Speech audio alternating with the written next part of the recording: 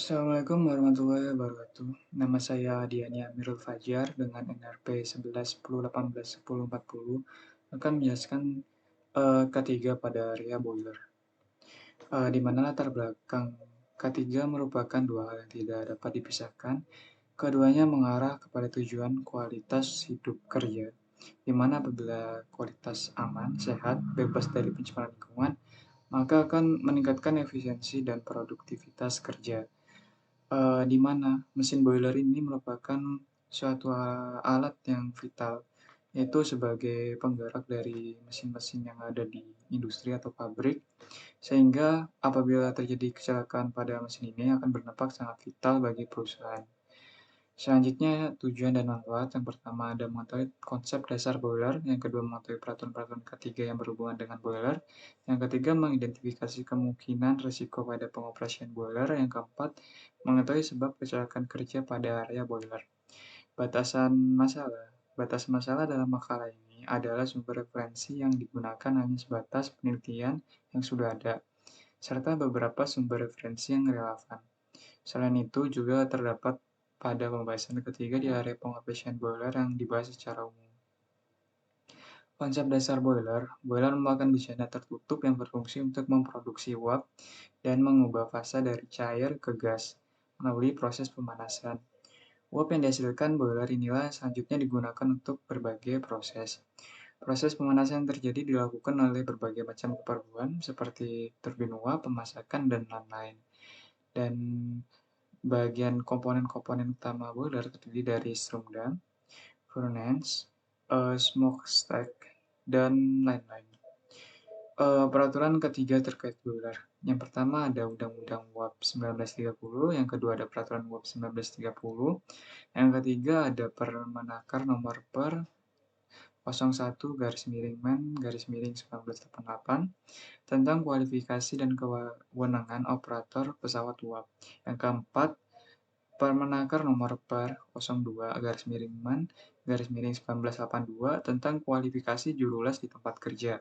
Yang kelima, Peraturan Pemerintah nomor 17 tahun 1948 tentang pemeriksaan pesawat uap. Yang keenam, Peraturan Menteri Tenaga Kerja dan Transmigrasi nomor 1 tahun 1982 tentang tekanan bejana. Yang ketujuh, Peraturan Menteri Tenaga Kerja nomor 38 tahun 2016 tentang keselamatan dan kesehatan kerja pesawat, tenaga, dan produksi.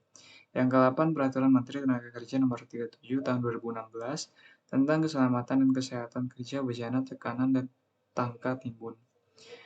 Pengamanan bagian-bagian boiler yang harus diperhatikan karena area tersebut merupakan kunci dari pengoperasian boiler, di mana bagian economizer perlu diamankan dalam bentuknya penguapan feed water dalam pipa, karena uap yang terjebak di dalam dapat menimbulkan water hammer, thermal shock, dan dapat menimbulkan fluktuasi kontrol drum level. Selanjutnya ada stream drum. Selama kondisi normal, operasi tekanan di drum, level drum, serta kualitas air harus selalu dikontrol dengan kondisi normal yang telah disesuaikan. Selanjutnya ada superheater, merupakan pengamanan temperatur metal. Pengamanan superheater ini harus dikontrol dengan memonitoring proses pembakaran yang sempurna, di mana dengan mengatur keluar dan masuknya suhu gas, sehingga unit ini akan normal. Dan furnace berhubungan dengan tekanan uap, sehingga pembakaran normal harus diperhatikan sekali lagi, sehingga terciptanya balance firing. Selanjutnya ada APD di area boiler. Yang pertama ada safety helmet, safety A, air plug buat karena di situ cukup bising, jadi perlu adanya air plugs, respirator, dan safety boot dan safety hand. Itu gunanya juga kan dari di sana cukup panas dan uh, juga tadi areanya bising.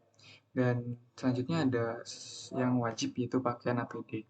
Data pendukung di sini adalah langkah pekerjaan yang ada pada bagian boiler, dan ada potensi bahaya serta resikonya, dan juga tingkat resikonya, serta ada pengendaliannya, yaitu penanganan dari potensi bahaya uh, yang akan terjadi.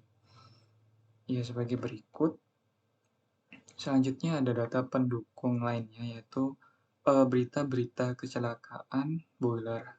Ya, pada umumnya kecelakaan ini terjadi akibat ledakan pada mesin boiler. Ya, di sini ada dengan korban dengan karakteristik luka ringan, orang luka berat, dan meninggal dunia. Dan berikut datanya. Analisa dan pembahasan dari gambar jenis pekerjaan dalam operasi boiler dapat menimbulkan beberapa risiko kecelakaan kerja bagi para pekerja, dari luka ringan berupa cedera hingga dapat terkena ledakan yang bisa mengakibatkan korban terluka bakar, bahkan dapat mengakibatkan risiko sampai meninggal dunia. Berdasarkan data, terdapat beberapa kecelakaan yang terjadi pada Indonesia disebabkan oleh ledakan boiler. Dari korban-korban tersebut, ada yang hanya luka ringan dan ada juga luka berat dan sampai meninggal dunia. Berdasarkan kasus ledakan yang pernah terjadi, penyebab ledakan boiler bisa dikarenakan kegagalan kinerja mesin, kelalaian petugas, dan peralatan yang digunakan tidak standar industri. Oleh karena itu, ketiga merupakan hal yang sangat dibutuhkan dalam industri untuk mengurangi risiko kecelakaan kerja. Salah satunya itu ada penyediaan APD, perawatan dan monitoring prasarana, dan kemudian ada eh, pelatihan dalam pemakaian pengoperasian. Kesimpulan, pertama ada konsep boiler, yaitu pengertian boiler merupakan alat untuk menghasilkan uap bertekanan tinggi. Uap tersebut biasa digunakan sebagai penggerak atau untuk keperluan proses produksi selanjutnya dalam suatu pabrik. Selanjutnya ada peraturan yang terkait boiler. Ada beberapa peraturan, antara lain UUAP 1930, peraturan UUAP 1930, dan lain-lain yang telah dibahas tadi. Dan selanjutnya ada K3 boiler, yaitu usaha yang dapat dilakukan dalam mendukung K3 dalam operasian di area boiler. Di situ pabrik maka dapat juga melakukan penyediaan APD yang sesuai SOP karena dapat menjadi pelindung diri dalam kegiatan kerja.